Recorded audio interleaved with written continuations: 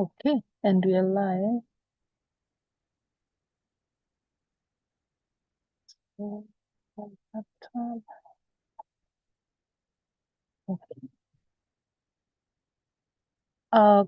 Good evening. Welcome to this session. Today we are getting to know Coach Kelvin Waga. He's going to take us through mental health awareness, and more specifically, given that June is Men's Mental Awareness Month. Coach Kelvin is a passionate business and career strategist. He's dedicated to helping individuals unlock their full potential. He has a proven track record of actually guiding people to achieve clarity, confidence, and tangible results. He empowers clients to overcome obstacles, make intentional choices, and build the life and career they truly deserve. He is also known for his relatable approach and actionable guidance. He actually does inspire transformation one step at a time. Given that this is a critical month, he'll take us through the topic of mental health awareness and just help us digest what that looks like, what it means, and what we could do around the same. Welcome, Coach Kelvin. Thank you. Thank you so much for that wonderful introduction. And just like you've mentioned, mental health is always key when it comes to men, because in most cases, men are the people who suffer more when it comes to mental health. We come from backgrounds where we are told to be strong, even when things are not okay. And in most cases, you realize that by the time we do realize that we need help, it's always too late to do that. So today I'm gonna give a brief presentation per se, but it's more of a talk and just what we need to talk about. So you realize that in pursuit of excellence and powerful personal brand, mental health always takes a front seat, not front seat but back seat, especially for men. And for this month, we are going to change the narrative because we need to speak of what is there. So, why is this important? This is important because many professionals are built impressive careers and polish personal brands.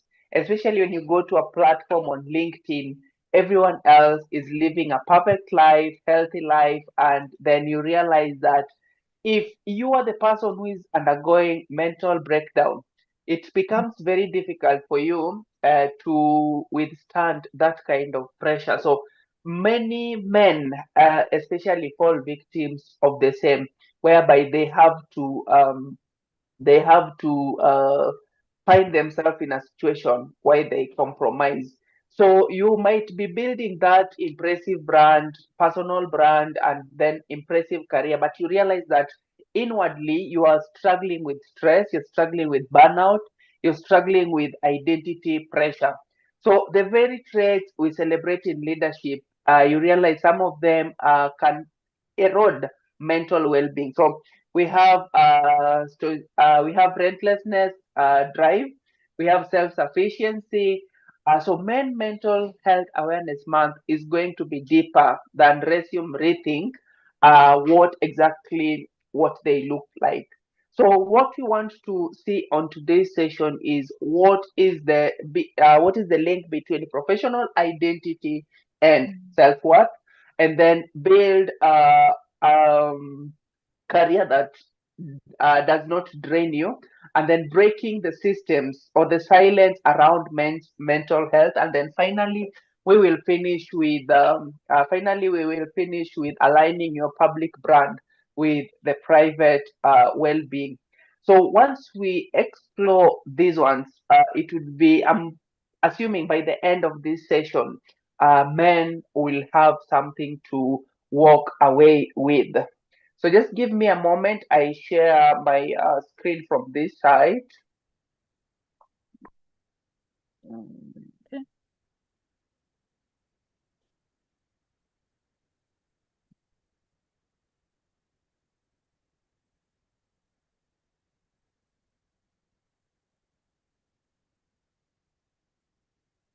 Can my screen be seen? Yes.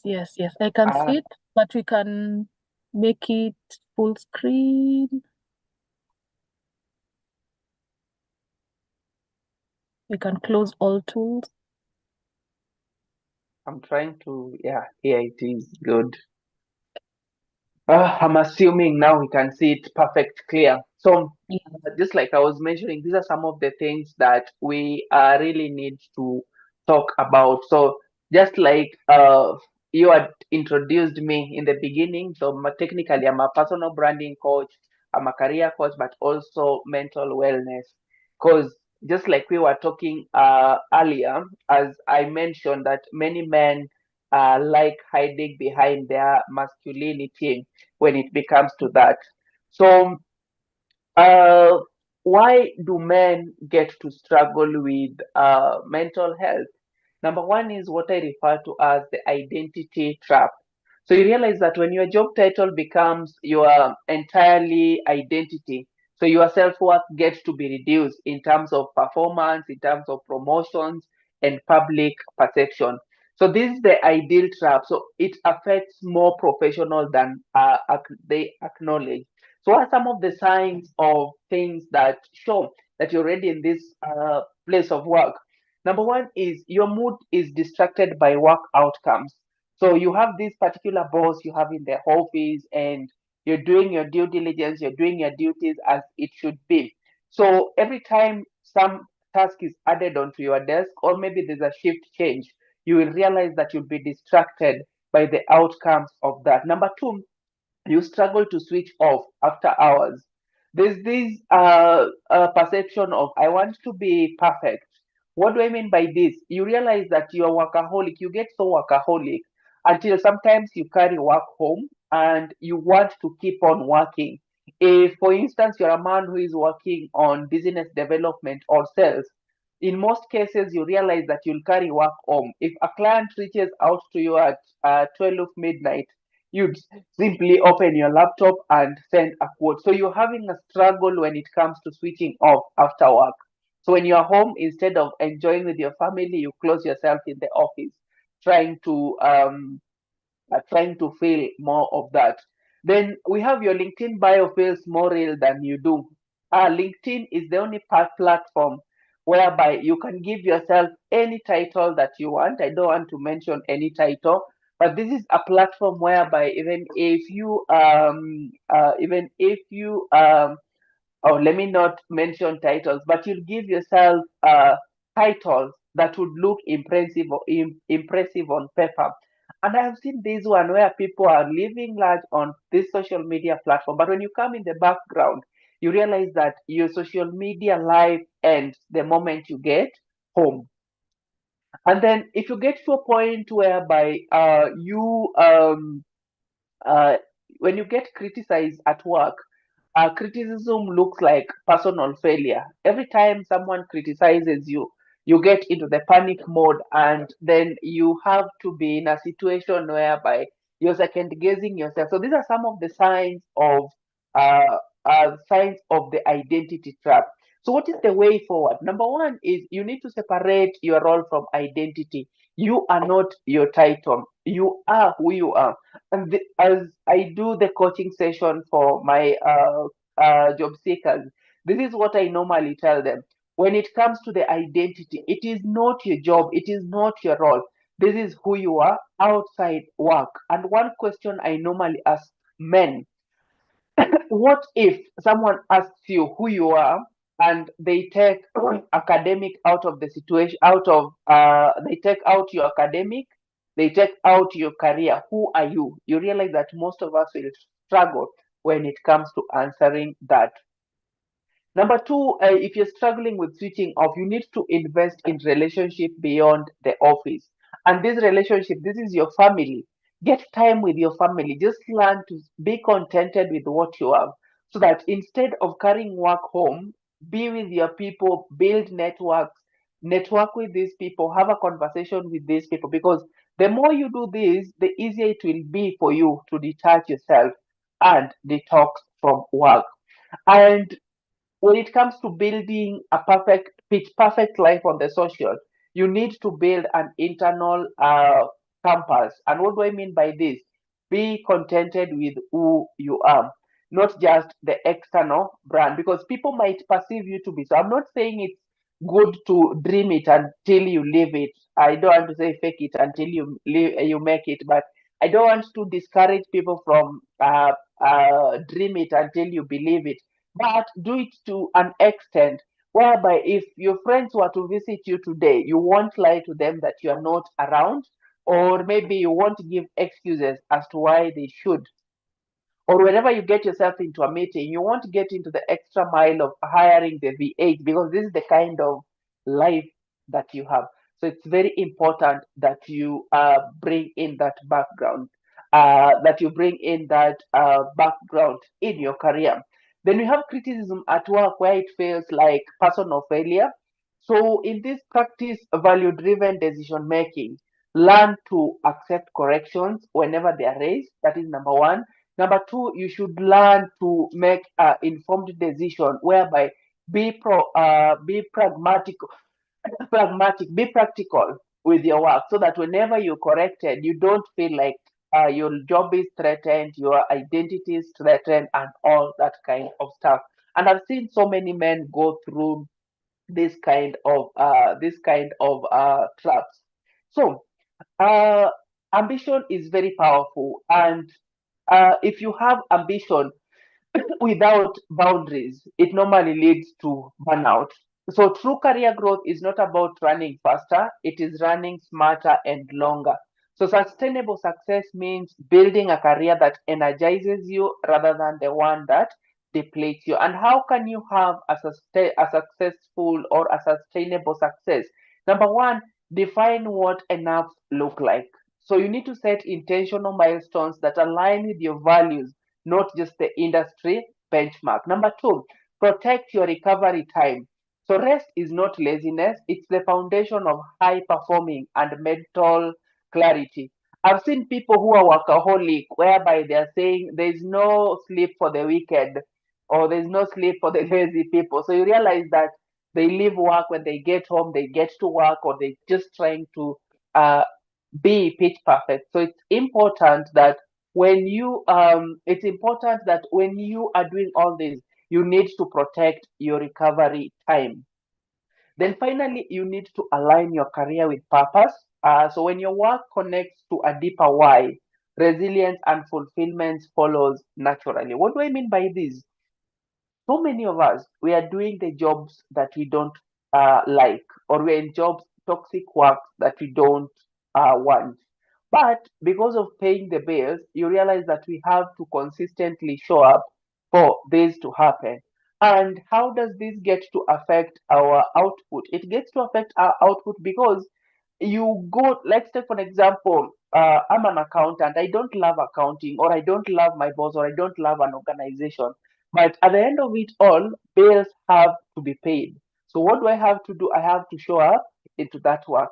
In every work that you do, even if it doesn't align with your interest, learn to find your why. The moment you find your why, give it, like, find a way. Even in that toxic job, what is your why? And that would give your career alignment. So how do you break the silence? You realize that for too long, the message to men in the workplace, or even at home or anywhere, is stay strong, push through, don't show weakness. But silence around mental health doesn't make men stronger. It makes the struggle invisible and most dangerous. So, why are men silent? Men are silent because of cultural conditioning, or fear of judgment, or and believe that vulnerability undermines credibility. So, the moment you show your vulnerable self, you realize that you're still trying to push whatever you have. Anecdotally, what do I equate this for? Assume you have a wound either on your toe or on your knee, and instead of treating the wound, you keep on putting maybe the elastoplast, those things that you use to cover the wound. So outwardly it will look like it's healing, but inwardly it will be rotting, and you'll be feeling that pain. By the time you realize that for you to be healed, you either have to lose your leg, or you have to lose that piece of the body, because Yeah. you have mastered the art of just staying silent and just being there. So learn to address the stress, address stress manifest as physical illness, strained relationship, disengagement at work, and in the more severe cases, crisis. If you've been watching news lately, there are people killing themselves. There are people killing their people because the work output has become so much to an extent that some men go through this and they think that by killing their children, that is going to solve their problem or that. So if we learn to break the silence, then the power of speaking up, because naming your experience is not an act of leadership. When naming your experience is an act of leadership, because when men in position of influence talk openly about mental health, they give others permission to do so. And for the followers who've been following me on LinkedIn, sometimes I just share my story, like how Yeah. I tried committing suicide, things that I've gone through, some of them embarrassing. And some people tell me, oh, this will kill your brand. That is me. And the more I talk about this, you realize that so many other guys will find the possibility of doing the same. So the public brand versus the private self. This is a phenomenon that I created for this, whereby you need to ensure that these particular things, that is you, uh, every profession curates a public image. The polished LinkedIn, the confidence, they have got together the narrative, they have got together narrative. But behind every brand is a human being navigating real pressure. So, for instance, you might find that on LinkedIn you have a very polished image, but inner peace, this thing is costing you your peace. So, you need to find a balance whereby you get into a place of mindfulness, like you just having a balance so that you don't get influenced into what you want people to see. Number two, when you talk of your achievements, I've seen men when the stories get sweet, they have big houses, they have cars, they're living in suburb areas. But now, when Yeah. your friends wants to come and visit you at home, you start creating excuses, or even in your house, because you don't want Yeah. people to see the kind. So just learn to be and give the authentic relationship and deep connection. Then thought leadership, you need to share insights that build influence. So the more you share leadership influence, like the more you share leadership, the thoughtful leadership, you realize that people will be seeing you as who you are, and then it will give you the personal value, like live with a purpose. Yeah. Confidence narrative, you need to have clear and consistent and aspirational. So when it comes to the person you are, don't lie to people that you are a CEO of an organization, or maybe you are you have big cars, you live in the suburb areas, because this one will not protect you from the vulnerability. So be honest, be real, and be open when it comes to that, because the goal is not to erase the brand, it is to close the gap, so that between you who you present publicly and Yeah. who you are privately, we realize that authenticity is not weakness, it is a competitive advantage that most of us do overlook. So typically, who is this session for? So this session, when you reached out to me, um, Mm. I saw three people. Number one is the ambitious professional, so driven, goal oriented, but being this person who really wants to achieve, but still caught Yeah. in between myself and the reality. Number two, the leader and the manager who is responsible for others. So performance and well-being, yet rarely given space to address own mental needs. Uh, and I've seen this one in my coaching session with these people, whereby so many guys they just want to play perfect in front of their team. But whenever their chance is given, whereby they have to showcase what they have, you realize that most of them get to toil. So they smile the whole day in the office. So when they get home, the people who receive the heat are the family Yeah. members, either the spouse or the children. Mm. Then the third person is the career pivoter. Career pivoter, these are people who want to transition from one employment to entrepreneurship, or from one career to another. So exploring a new direction and navigating the identity uncertainty that comes with reinventing and change. Because sometimes you work in a very toxic work environment and then you want to break in away from that norm. So what does that mean? You will lose the identity that people know and you will get to something that people don't know.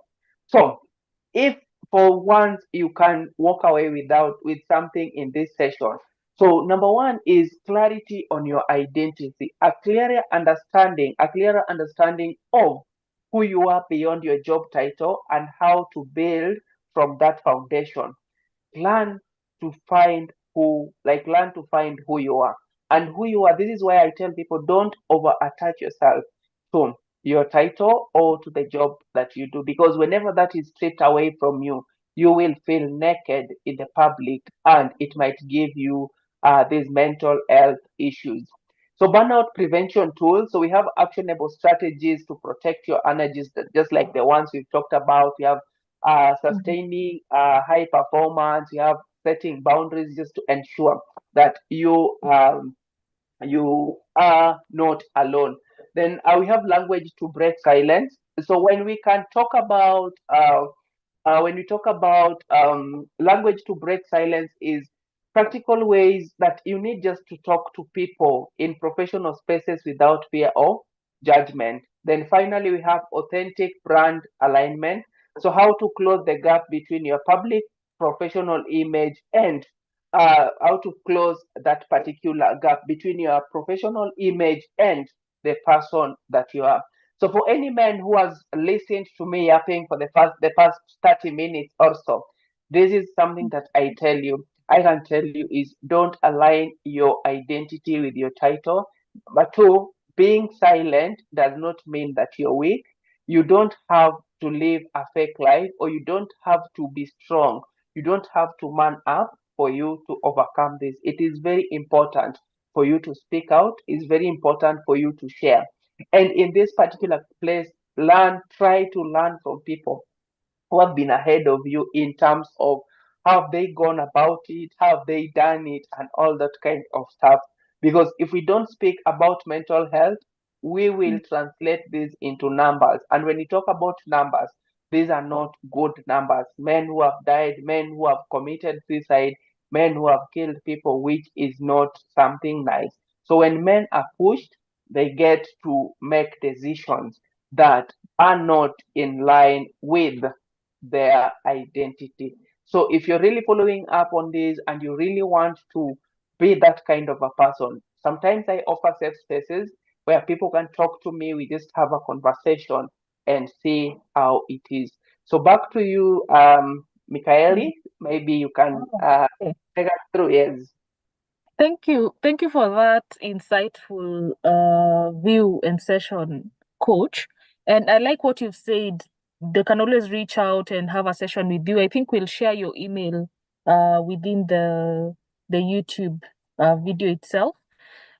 Tell me, there's a lot of pressure on men to be providers, and I feel that's placing a lot on them. How is this impacting their psychological well-being?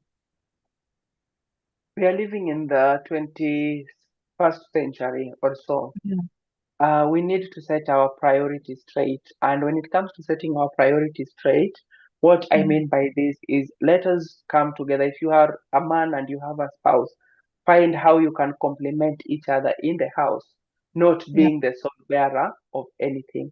And the moment you become, because one thing is we overpromise when we are seducing or when we are dating women. So by the time they come in, they find that whatever was ordered versus whatever has been received, there's a very huge disparity on the same.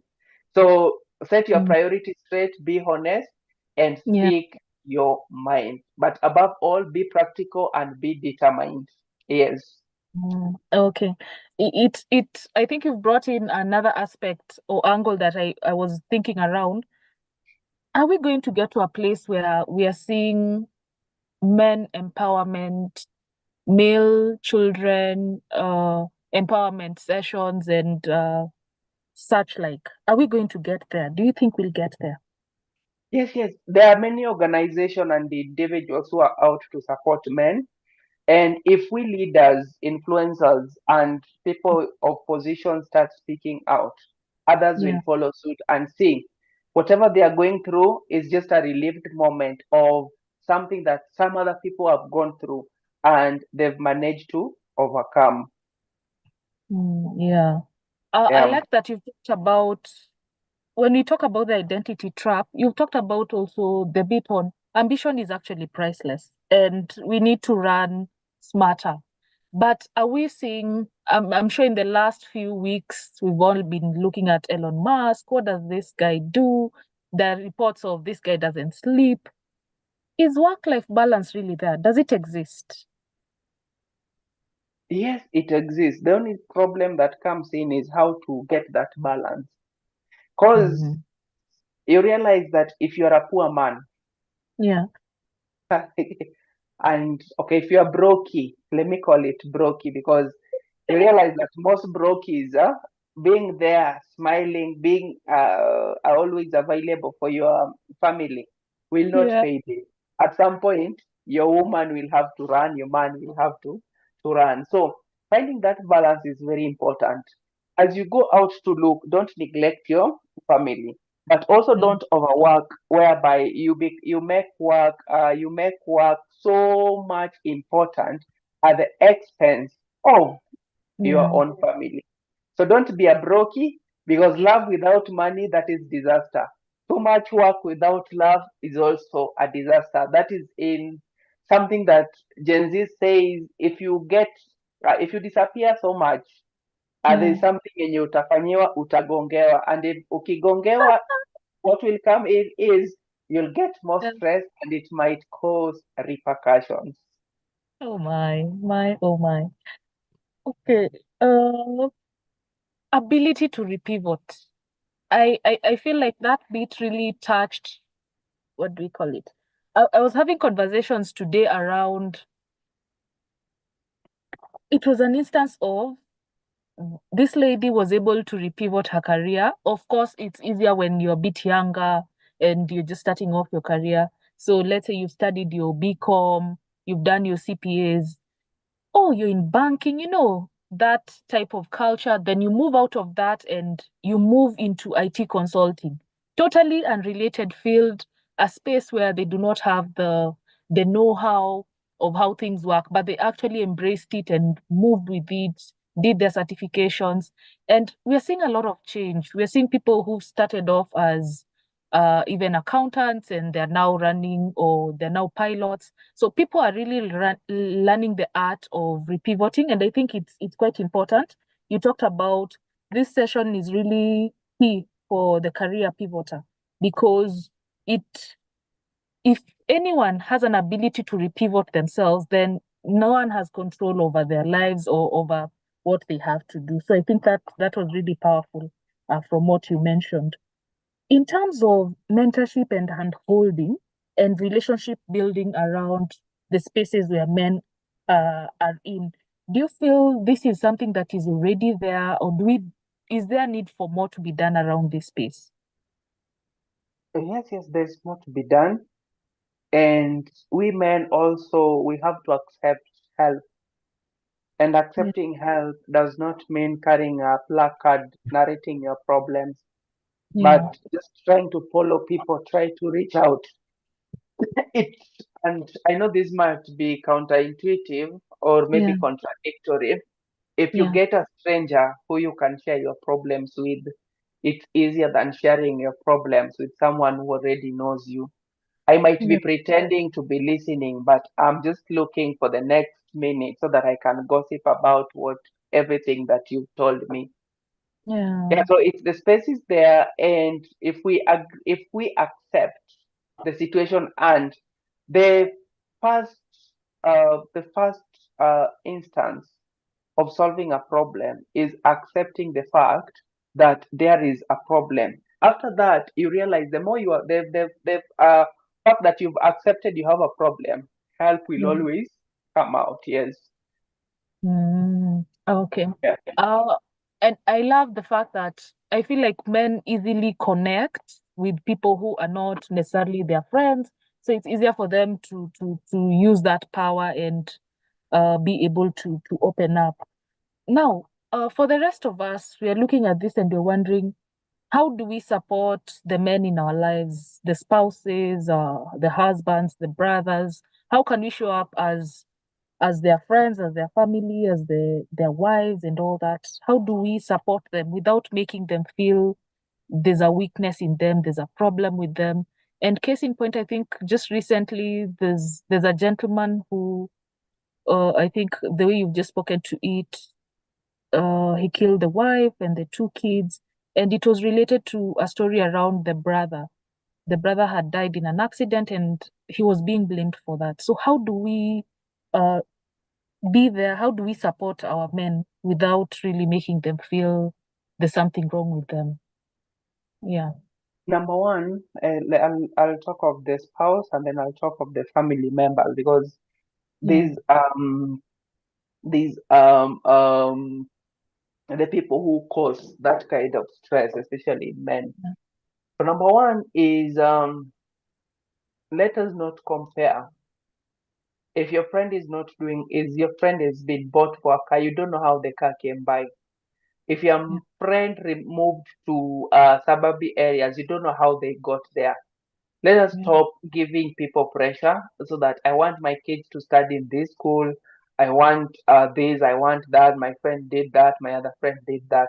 If we can learn to just be us in a way that we be contented, and it's good for spouses and even spouses or couples to have a conversation what is realistic, their goals, and how they can reach there together.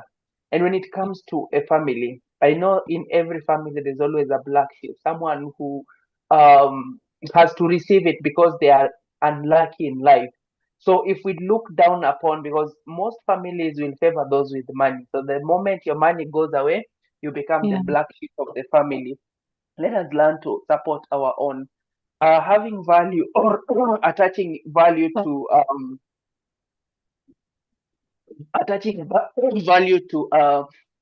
to the person, your sibling or your son or your sister, will Yeah. is what causes the mental health.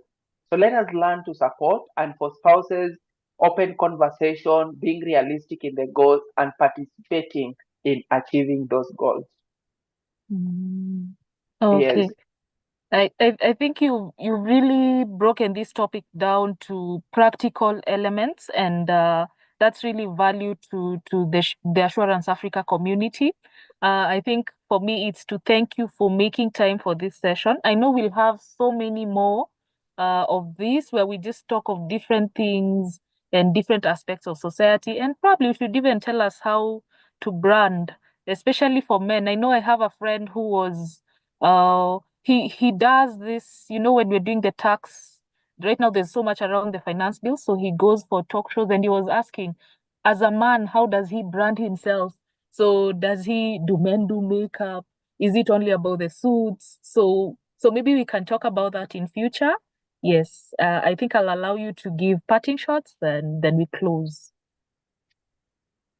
I was once a victim of the earthly pressures, Yeah. and I learned to be contented. I learned to speak up. I know there might be someone who is hitting rock bottom or already there and Mm. wondering how do I get myself in this situation. Number one, no one is coming to save you, so you have to accept the fact that you are only there for you, and then you reach out to people. Keep on trying. One thing that um, promoted me, or one thing that made me the person who I am today, I Yeah. learned to just do it one more time, one more time, one more time, until one more time has made me run three companies and impacted over thousands and thousands of people across the globe with what I do. So no man is limited. And Yeah. I would really want, if you watch this and you just want to have a conversation with me, you can reach out on my platforms, Coach Kelvin Waga. I'm very proactive and I'm a very good storyteller. So I don't leave a pitch perfect on my profiles, but I try to tell the stories as they are because that is Yeah. who I am. So thank you so much for the invite. It has been a pleasure. And I can say that we need to have this conversation more and Yeah. more. Yeah. Yeah. Really do. Really do. Okay. Okay. Okay. Thank you. I think let's call it an evening. Let's enjoy ourselves. Goodbye. Goodbye. Thank you.